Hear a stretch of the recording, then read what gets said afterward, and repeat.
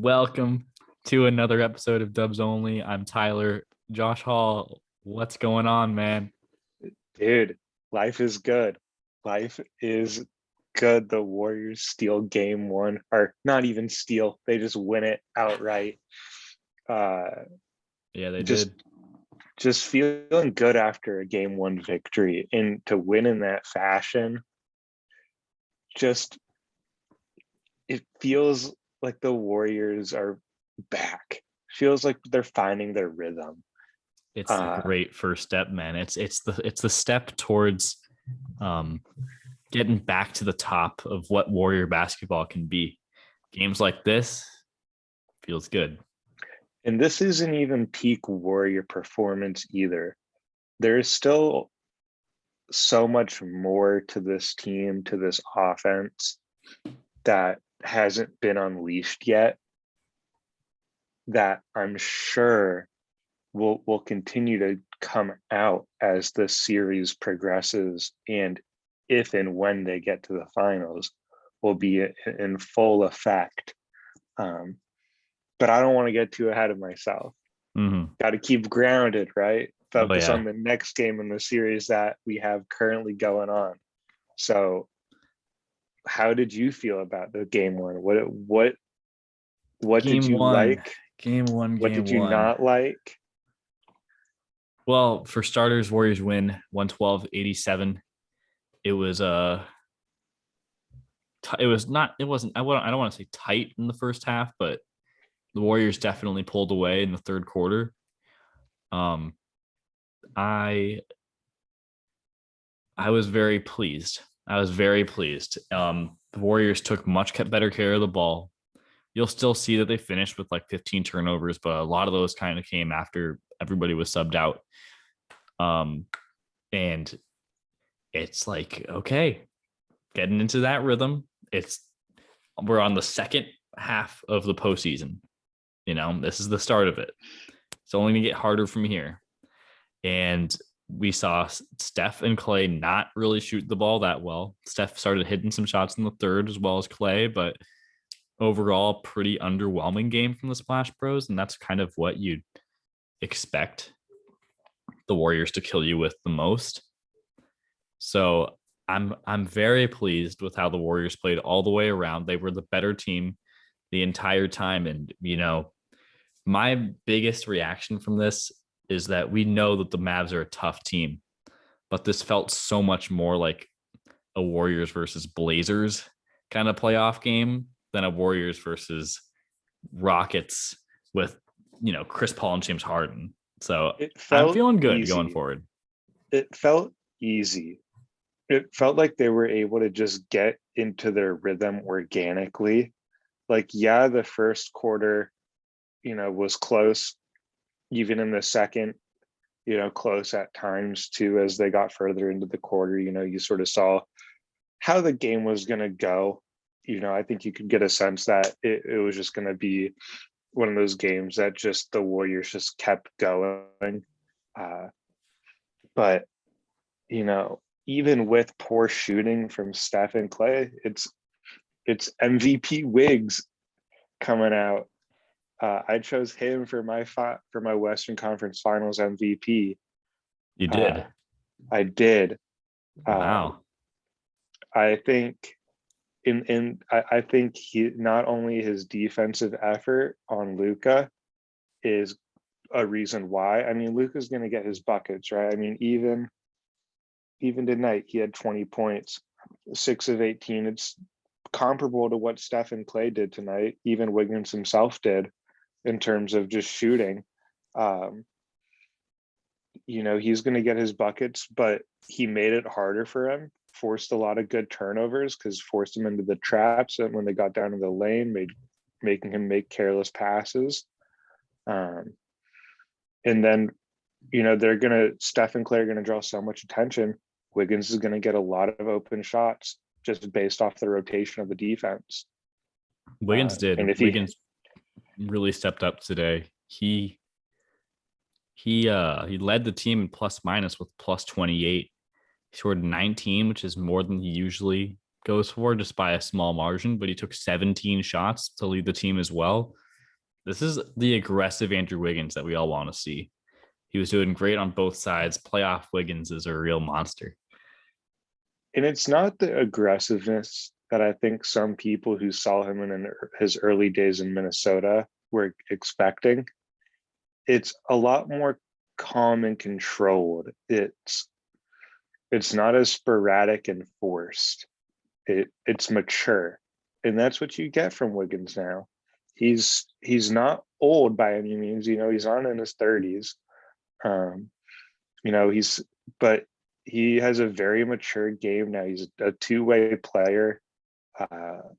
And he adds so much to this team on the defensive end. He's by far our best wing defender. And he's always taken that number one option. Speaking of defense, I thought the Warriors matchups on the defensive end were really interesting. The Draymond on Jalen Brunson,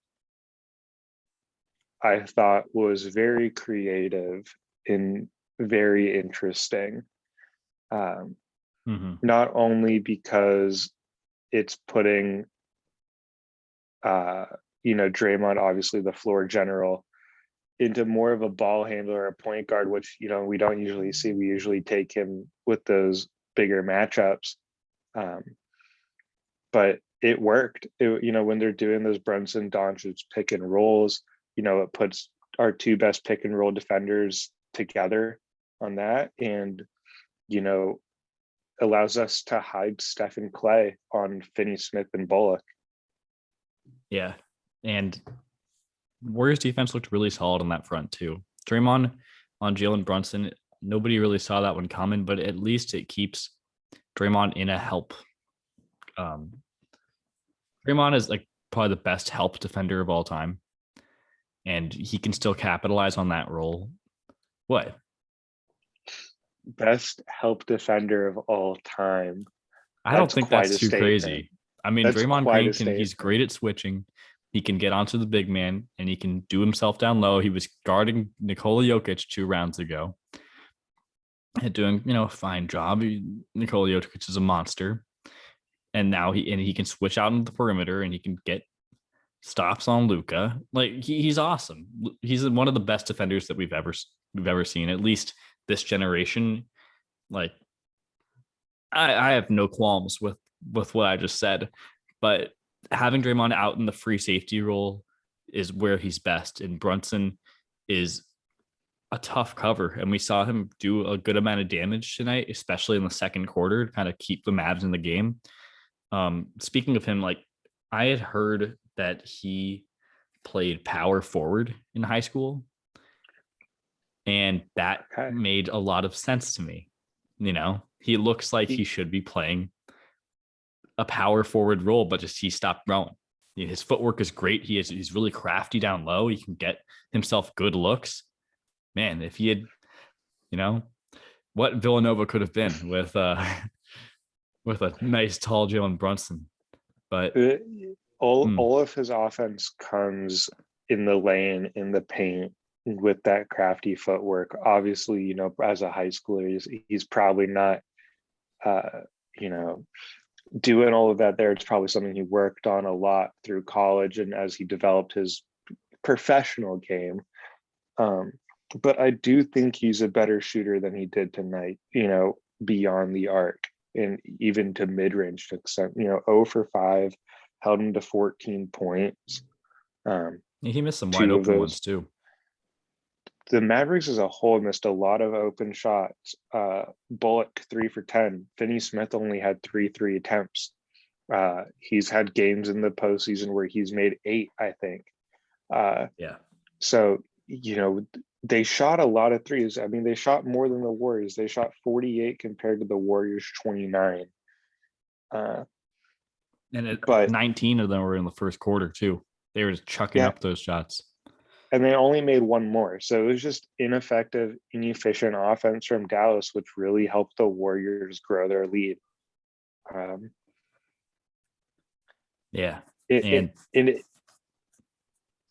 what was it you were saying? Sorry.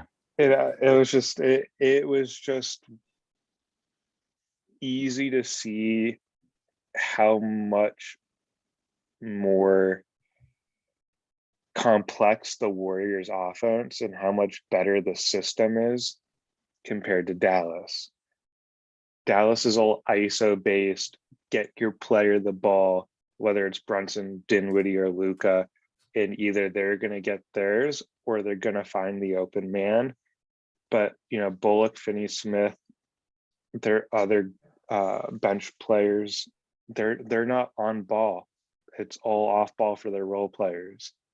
So, the Warriors will run you ragged, up tempo, and the Mavericks play a very slow brand of basketball. Yeah, and that's what the Mavs will want to do. They have like the slowest pace in the NBA, so they're going to want to keep playing that style. But the Warriors had a really nice counter for that, and there were times when we saw lost assignments and the Mavs getting some really good looks that they couldn't capitalize on. So I'd bank on game 2 being a lot closer, but you can't mention that Mavs offense without mentioning Luka Doncic. And the biggest question that I saw just everywhere is, well, how are you going to stop Luka? And we've talked about that on our preview episode, and it's more about slowing him down than stopping him. And he had 18 points in the first half, so he was doing some damage in the beginning, still down by 9 at halftime. But he only had 2 points in the second half, and he had 7 turnovers to finish the game. This is probably his worst game of the playoffs so far. You expect that bounce back effort, but what did you like about how the Warriors guarded Luka tonight? It was a team effort. You saw a lot of guys go on him. Primarily it was Wiggins for most of the night, right? But you saw Draymond take stabs, Looney. I thought it was interesting how willing they were to switch that Looney-Wiggins matchup. I was expecting them to try to stick with Wiggins on Doncic a lot more, but they were pretty willing to let Looney step up and guard Doncic, and he did a very good job. I think that's a very underrated part of Looney's game is stepping out, guarding those perimeter players beyond the arc. But they forced him to make decisions, and tonight it just didn't go his way. 7 turnovers, accounting for 70% of their turnovers. Yeah. Since they only had 10, still less than the Warriors had total, but still 70% of your turnovers. Definitely he'll look to rebound, but they said his shoulder is fine, but who knows? Maybe that is impacting him a lot more, and that's why he only had 2 points in the second half. Yeah, and I was really happy with how the Warriors would switch on to him. We saw a lot of high, flare defenders shooting up over those screens, just kind of showing themselves and then backing back off and recovering on those cutters who would kind of get into the mid-range elbow area. The Warriors can do better. He still got a good amount of shots up, but overall, totally happy with how it went. I mean, last episode you were saying Luka's probably going to score 30 in every episode, in every game, and that's not a bold statement at all. This is not Luka's best, and the Mavs, I think they're going to adjust, and they'll probably be happy with the shots they were able to get from most of this game because a lot of them were pretty solid looks. But I would, if I'm the Mavs, I'd want to attack the basket more often, get to the line a little bit more. Luka, he had 8 free throw attempts. He hit 5. He could probably get closer to 13, 14 free throw attempts if he really wanted to. And that's free throw line is how you really slow down the game, but we mentioned so much about how the Mavs are long and they're athletic and they can switch pretty much whatever they want to, and everybody can knock down a 3. And so there's a whole lot of threats on the court at all times, but the Warriors managed to quiet everybody down for a big portion of this game. So defensively, I thought the Warriors played a great game, and Looney and Wiggins were the MVPs on that side of the ball tonight for sure. 7 blocks as a team. Looney's playing the best basketball of his life. He even knocked down that deep 2. Like everything was going his way tonight, and he's so underrated because he's not a flashy player at all, but he is just so solid and consistent and brings the Warriors that muscle and rebounding and just like his smarts as a screen setter and somebody out on the court that the Warriors always that when he's on the court, there's not enough offense, but the last 2 games, game 6 and game 1, he's proven to be a really consistent and key guy out there for the team. He demolishes the boards against the smaller lineups, which is huge. Traditionally you see teams fight small with small, and the Warriors are sort of the not founders, but one of the main adopters of the small ball lineup. Going back to that original death lineup where it was Draymond and Iguodala at your 4 and 5. But you're seeing a little bit of a different brand of basketball here. Going with Looney when the Mavs went small. It makes me question, and this is definitely a story for the off season. Is he playing himself out of a contract for the Warriors can handle? Other teams will surely be interested. He's young. He's won many championships, been a core part of this dynasty. That's something to consider as we approach the end of the season and go into the off season, especially with the contract of Jordan Poole and Wiggins too. Yeah, I saw an article come out today that was something like Warriors are prepared to try to sign Looney for some sort of like $6 million a year thing, and then offer Jordan Poole 4 years, $100 million. If that's the case, I don't care how much they pay them. I just want them on the team. And Jordan Poole is going to make all that money because of just the talent that he brings and the offensive weapon that he is. And tonight he showed that. And this is we love Jordan Poole. You and I love JP, and he's great at attacking these smaller teams and just has that ball on a string, man. He is so fun, and he could get to his spot a good amount tonight, which is really fun. He floats. When the ball is in his hand, it just looks like he's an airbender, just going across the court, doing whatever he wants. And that was a big story with the media, right? Who's going to win the 6-man battle? Is it going to be Poole? Is it going to be Dinwiddie? And after game 1, Poole is definitely the more efficient player. 8 for 12, 19 points. Dinwiddie had 17. Dinwiddie had 17, so it's close, but he was 5 for 11, 3 for 7 from 3. So it's close. We'll see how the rest of the series goes, but that's a fun battle to watch because they are different players. They go at different speeds, but they have very similar like shot selection. They both like to go attack the rim, but they both like to shoot the ball as well. They're very complete offensive players. Oh yeah. And there's no offensive player as complete as Steph Curry, who we haven't mentioned too much tonight.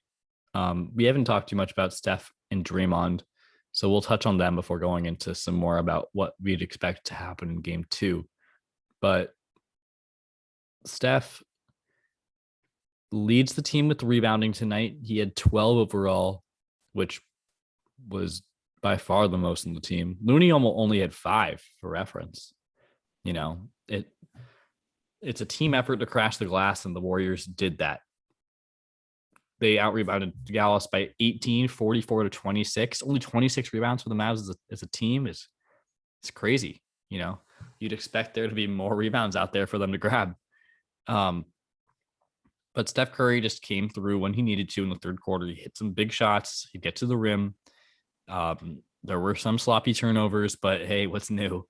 What do you like about what Steph did tonight? How can Steph be better for game 2? I don't know if he can be better, He right? can totally be better. I see. I think this is a completely different Steph than we're used to seeing. It's complete. He's not forcing things. He's letting whatever the defense gives him go. Like, yeah, he could shoot better 3 from 9. He could get more shots up, make more shots. But he's attacking the basket. He's assisting. He's letting other players take over. He's playing solid defense. And if Wiggins and Poole are on their game, we don't need Steph to have those atom bomb games going for 35 plus, hitting all the threes. I could say I'm concerned about missing 3 free throws, but I'm not. It's Steph Curry. He'll figure it out.